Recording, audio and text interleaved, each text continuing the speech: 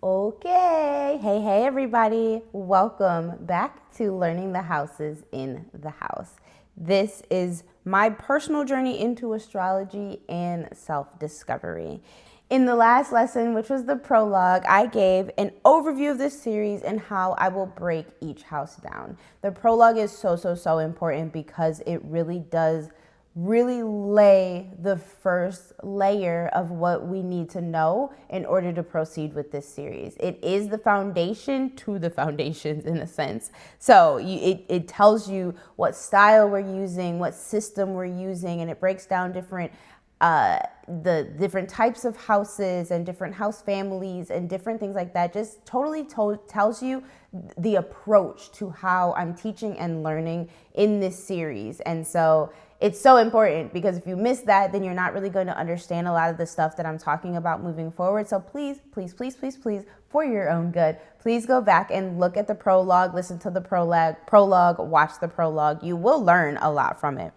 But here we are. This is week 1 of house 1. We're finally in the house. Yay, boom, boom, boom, boom. Or we're finally building the houses. So this is week 1 of house 1. Week 1 will always be, for every single house, week 1 will always be foundations. Week 2 is going to be the front door. It's like, how are we styling it? What is this house going to even look like? Week 3 is going to be the footsteps because it's like, who's coming into the house? What exactly are we putting into the house? And week 4 is going to be the floor plan. That's when you have already laid everything out and you like start inviting people in and you're like, this is my house and this is what it looks like. That's when you're ready to give your tour. Week 1, foundations. Week 2 is going to be the front door. Week 3 is going to be the footsteps. And week 4 is going to be the floor plan. But let's go ahead and proceed with week 1, foundations of house 1. The goal this week is for you to take away what the first house is and how to read it. Let's begin. The first house is where the chart begins. It is the start or beginning of the whole chart. It belongs to the angular houses and it is in the house family of the life houses. We'll break those down further into the episode, but that is like the full overview. So what does it mean? What is this house? House 1 is the house of self. What does it represent? Self. It literally represents who you are. It is often referred to as the helm or the driver's seat of the chart because it is literally where someone meets and rises into the world and their life. It is their default setting. If you were powered off, and someone was to power you back on, it's the first thing that people would see. It is the vibe that people would pick up on immediately when they meet you. And it is the way that the body or identity carries the person into the world. Like, how cool is that? That's your whole first house. Your whole first house is like all that you kind of like are. Face value. It is who you are. It is not just personality. It is embodiment. It describes how you meet the world, how the world meets you, and your baseline orientation to life. And what I want to quickly say is that base level astrology tells us that all this shit is our sun sign, but it's not. It is not. People are like, oh, well, you're a Pisces, so that's why you act like that. And it's like maybe to a certain degree, but like you got to know where their houses are and what's in their houses and things like that. And that's exactly why I am doing this series, because there is so much more than I ever knew. There is so much more to astrology than just your sun sign. So let's break it down. In whole sign houses, which is the house system that we are using in this series, if you don't even know what I'm talking about, that's why I need you to go look at the prologue, listen to the prologue, because I broke down what house system I'm using and what style of astrology or interpretive framework that I am coming from. There are many different types of house systems and styles of astrology, and I am just coming from a whole sign house system with a porphyry quadrant overlay, which you're like, what the fuck does that mean? Please go look at the prologue. And the system that, or the style that I am using is a Western Hellenistic traditional approach. There is modern approaches to astrology, and that switches and changes things about interpretation. So in whole sign houses, the house system that I'm using, your first sign is anchored to your ascendant. or your rising sign. If you don't know what your rising sign is, please, please, please go and generate your birth chart. It is going to make it so much more beneficial for you if you have your birth chart in front of you while we are going through this series, while we are going through and breaking down each house. If you have never generated your birth chart, there are plenty of free birth chart generators. I believe that one is astro.com. I'll have to edit that to make sure of that, but I believe it's astro.com. Go generate your birth chart. You are going to need your time of birth. You are going to need your location, your birthplace, and obviously your date of birth. But everybody should know that. The only thing you might not know is your time of birth. So go figure out your time of birth, and then you can go generate your birth chart, and then you can follow along or upload your birth chart to the community, and I can help you. We can all do it.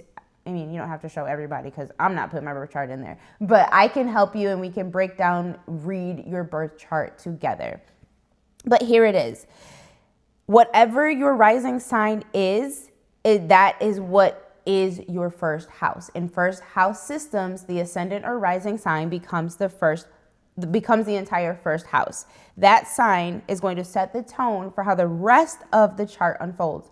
How the rest of the chart unfolds is literally determined by your rising sign, which is crazy because, again, and there will be some repetitive stuff because I want you to be able to really take away like major points from these episodes. Not like she said a whole lot and I don't even know what the main thing I was supposed to take away.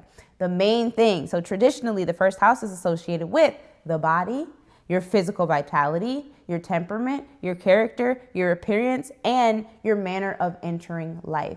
It is the house of self. Remember that, remember that, remember that. With this being said, I do want to break down, okay, in Hellenistic astrology or the tradition or way of interpreting, it is called the horoscopos. The first house, it is literally meaning our marker. And that is how they have decided it and why it is so important and comes from your ascendant, because the ascendant is the degree rising on the eastern horizon at birth. That's why it is your rising sign. And so your chart is really, it depends on 4 major angles. And that's how we get into the angular houses later. And the ascendant is one of those major angles. There's the ascendant, the descendant, the IC, and the MC. Let me not confuse you. Focus on the ascendant for now.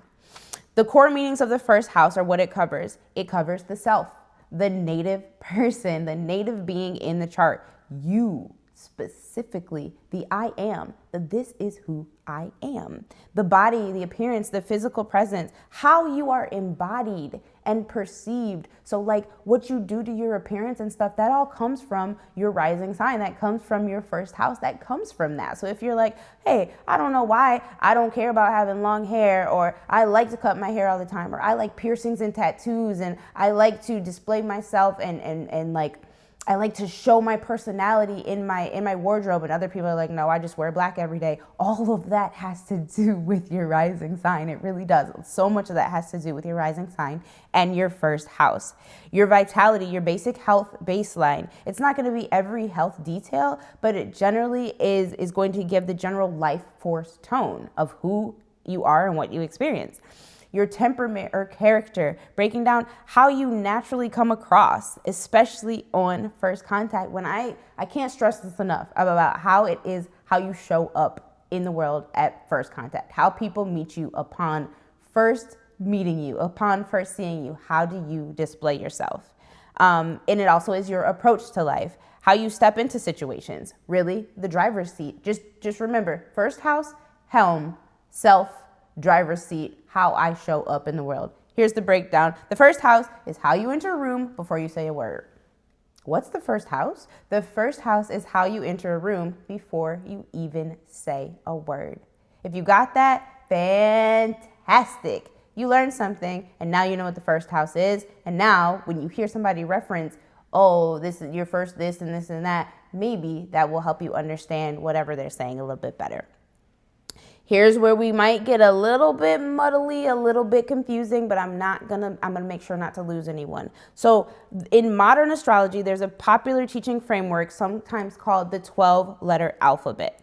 And that just aligns, okay, Aries is the first sign of the zodiac, and its planetary ruler is Mars. So we're going to make that the ruler of the first house. Aries, Mars, first house. I don't like that.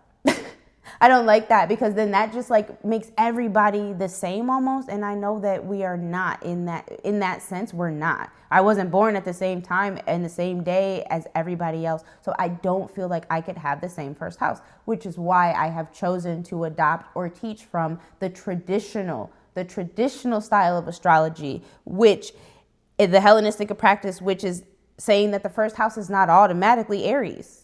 It's not automatically Aries. The first house is going to be linked to the ascendant, your rising sign, where it was on the eastern horizon at your birth, not just like to make it easy and break it down and make it easy.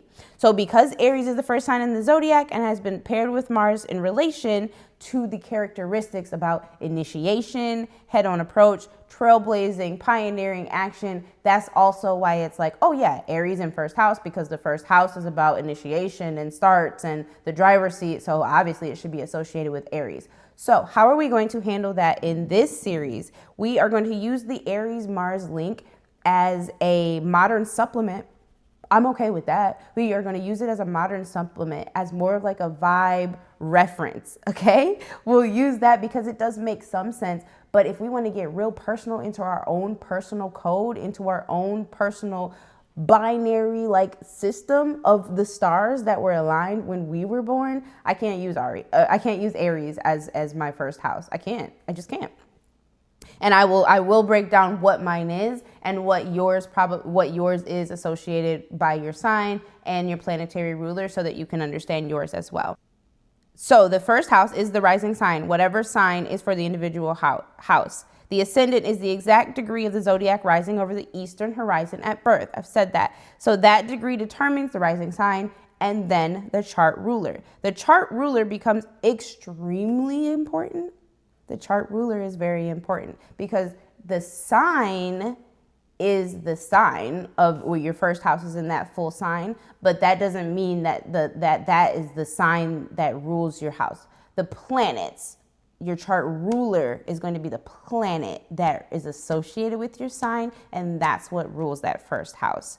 So even if the first house has no planets in it, its ruler carries the first house agenda everywhere else in your chart. That's why your chart ruler is so important. And that's why it's so important to really know where your chart begins, because then you can understand why the rest of your chart unfolds in the way that it does. So here we are going to break down how to read it. How do we read the first house? Remember, signs are the style/how, and the houses are where and what life area it is affecting. Step A we're going to go 4 steps. Step A is the whole sign topic layer. What sign is your ascendant in? That's what I've been talking about this whole time. What sign is your ascendant in? That entire sign becomes your first house. Boom, you've already figured out what your first house is. I have a document. I have a whole chart to let you know what signs are associated with what planets, so you don't have to get confused about yours. And I'm going to break it down in this episode in just a few more minutes. So that's step A. What sign is your ascendant in? Step B is figuring out your chart ruler. The planet that rules the ascendant sign becomes the chart ruler, the major driver for how your life is piloted. Okay. That is the step B. Step A, figure out your ascendant. Step B, figure out your ruler. Step C, see what planets are in your first house, because that tells you what lives in your front room. Planets in the first house are loud because the first house is an angular house, and angular houses are described as more active, more powerful places, and where things show up more clearly. So that's where you're going to see everything more clearly and more on the surface of your first house. Step D. So we did all 3. Step 1, where's your ascendant? Step 2, step B, step A. Step A, where's your ascendant? Step B, what is your chart ruler? Step C, what planets live there? And then step D for me is the porphyry overlay, trying to see which ones have emphasis based on what angle they're in. If you're looking at your birth chart and the planets are close to angles or close to like on the cusp of one house versus another, that's going to be important.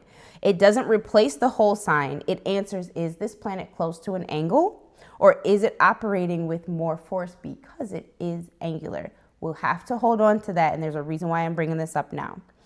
I'm going to put in some, here we're going to actually break down the example for me. I am a Scorpio sun.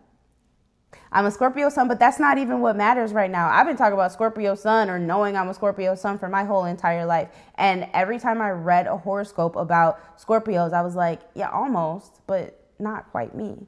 Yeah, kind of, but no. And I mean, yes, I was growing into who I am and stuff, but even still, it was just like, I know, Scorpio, this is your week. And it's like, not quite. Until I learned that, no, bro, that's not the most important part. The sun sign's not the most important part. I am a Leo rising. And that means that my entire first house is Leo. Ta-da! Step A, what is my ascendant? What is my rising? I am a Leo rising. So step B, what does that mean that my chart ruler is? Leo is ruled by the sun, so the sun rules my chart. My chart ruler is the sun, and that changes everything for me. That changed so much. From Scorpio, deep, dark, mysterious, to Leo rising, sun, bright. And I'm like, see, that's exactly why I'm as bright as I am. Do y'all see it? Okay. The first house being in Leo is associated with self-presence. The Leo signature is about being visible, being seen, expressive, warm, leadership coded, and identity forward. Do y'all see any of that? It makes so much sense. And then with the sun on top of that, with the sun being the ruler of Leo, the sun is about warmth. Again, is about visibility and presence. It has a whole solar expression. Like, you can't deny the sun when you see it and when you feel it. It's bright. It walks in bright. It brightens up a room just like me. So if you're a Leo rising, then just right there, hopefully you understand something just a little bit better. There is going to be a natural radiance about how you and I enter a room, and we just can't help it. But here I go. I'm going to break it down for everyone, because now that you're like, okay, you're a Leo rising, but I'm not. I'm a this and I'm a that. So tell me what planet or what would be my chart ruler. Here we go.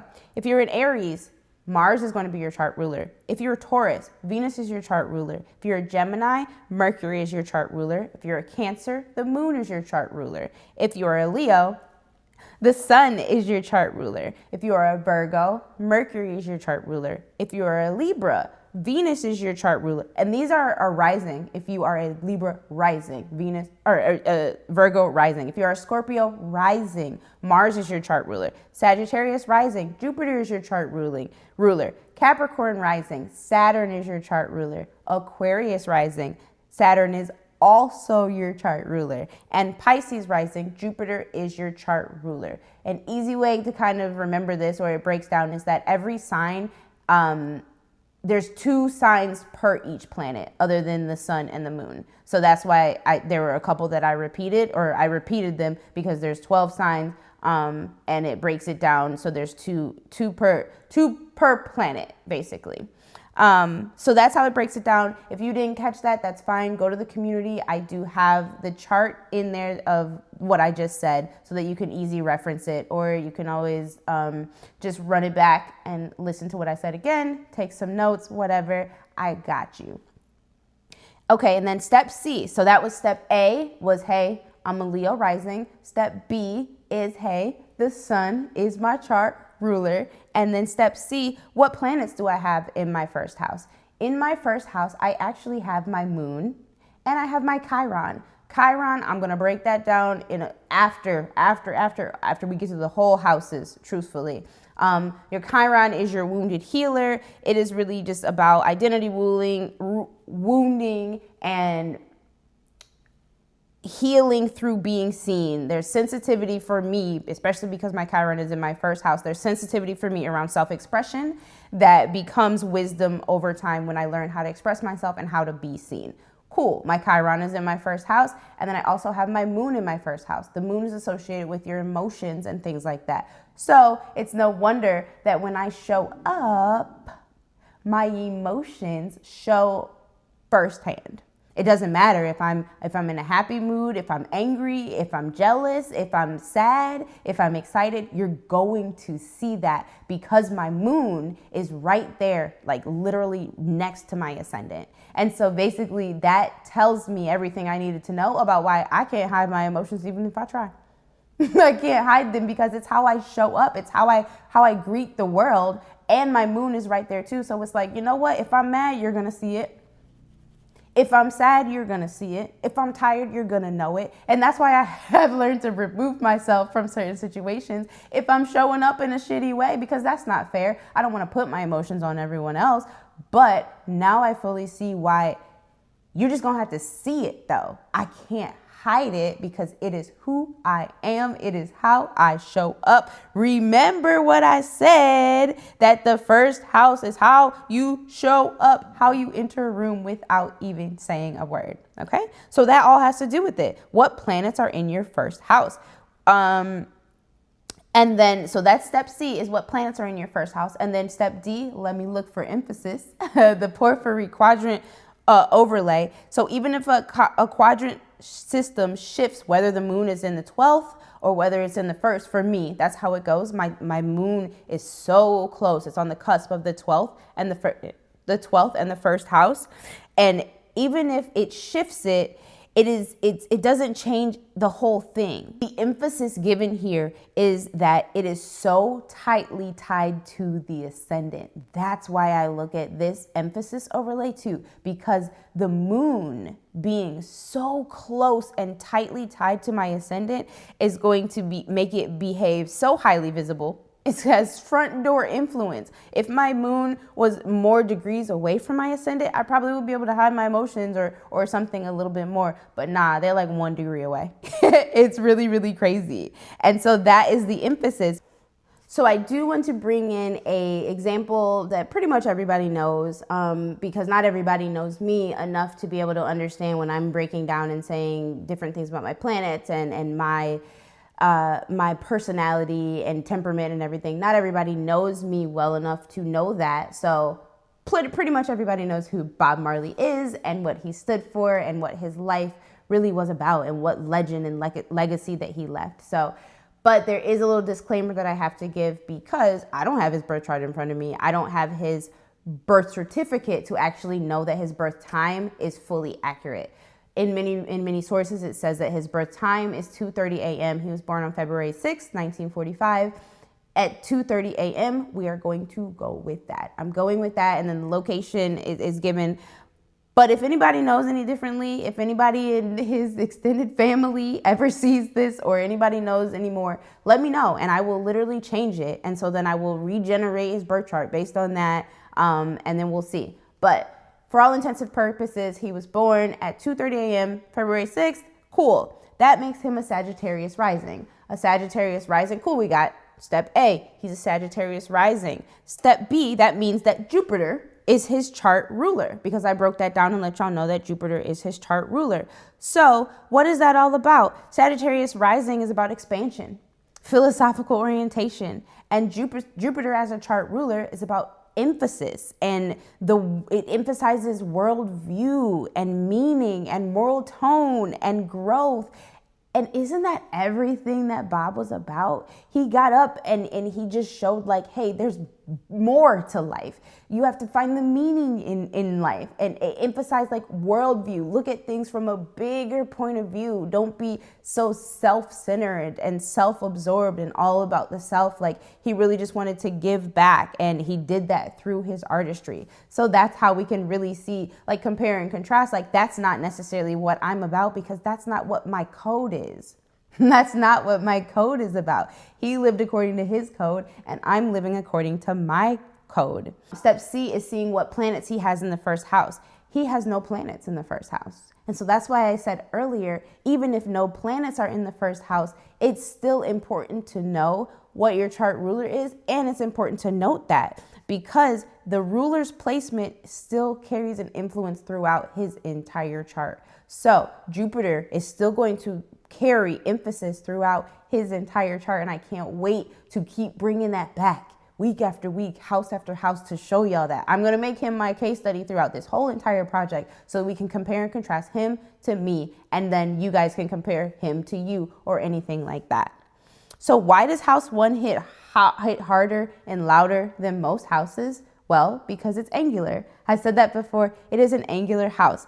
Angular houses are treated as the most forceful and active places in traditional practice. So traditional doctrine places planets close to angles as having stronger chart-wide impact. Remember that. It's important. The angular houses are 1, 4, 7, and 10. And they are just so strong because they align with those 4 angles: immediate, visible, active. The first house is the most personally immediate angle. Remember that. The first house is the most important personally immediate angle. And then what house family is it is in the life house family, meaning it's all about what is your life like? What have you embodied? What is in your body to show us what your life is like? That is like the first house. That is what it's about. All those life houses have different things about life. But the first one, the theme is embodied selfhood. That is the theme of the first house, is embodied selfhood. So these houses traditionally relate to vitality, creative expression, and belief/meaning. Again, just to kind of wrap it up and just emphasize. The first house specifically anchors physical life, personal presence, and embodiment identity. If a planet is doing something in the first house, it tends to show up in a way that people can notice. This is very important. I have stressed this enough, I think. I have stressed this enough. So here are some common mix-ups as we wrap up this first week of the first house. Here are some common mix-ups. The sun sign is not your first house. Your sun sign is not your core identity. Sorry if I just bursted your whole astrological bubble that you've already known. It is not. It doesn't have to do with who you want to be or who you aspire to be. And you're like, oh, well, I don't want my first house to be that. It doesn't work like that. Your first house, you are just coded. You're coded from birth. Your first house is who you are. It is your condition of incarnation. It is your embodied starting point. Everyone starts from somewhere. It is your embodied starting point. And I think that's so beautiful because everybody starts differently. And so if you can know that and you can understand that, then I think maybe things moving forward can be a little bit easier for you because you're like, well, this is who I am. This is what my code says. If you want to be different, sure, you can try, but then you're living alternatively to your code. And that might be why things are a little bit more difficult for you.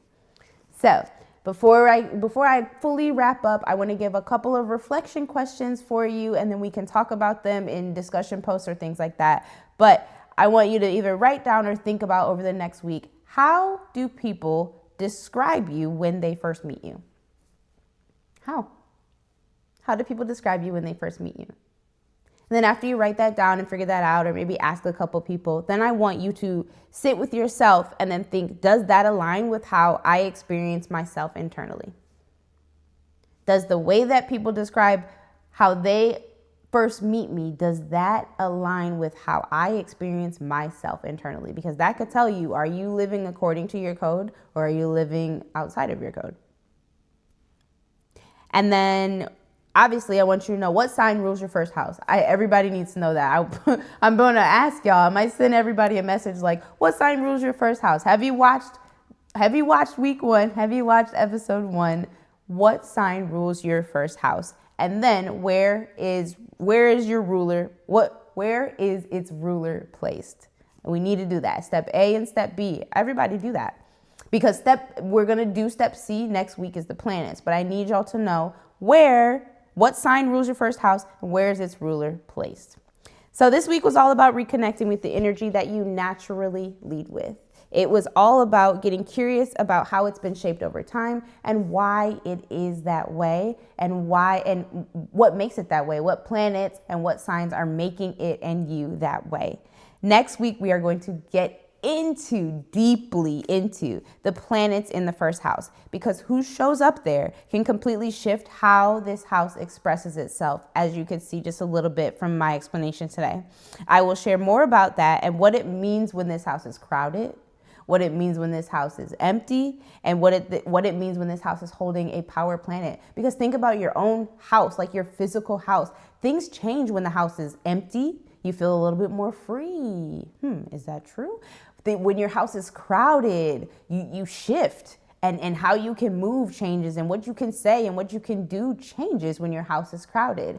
Or if there's more power in it or less power in it, things are going to change. So we're going to get into all of that next week.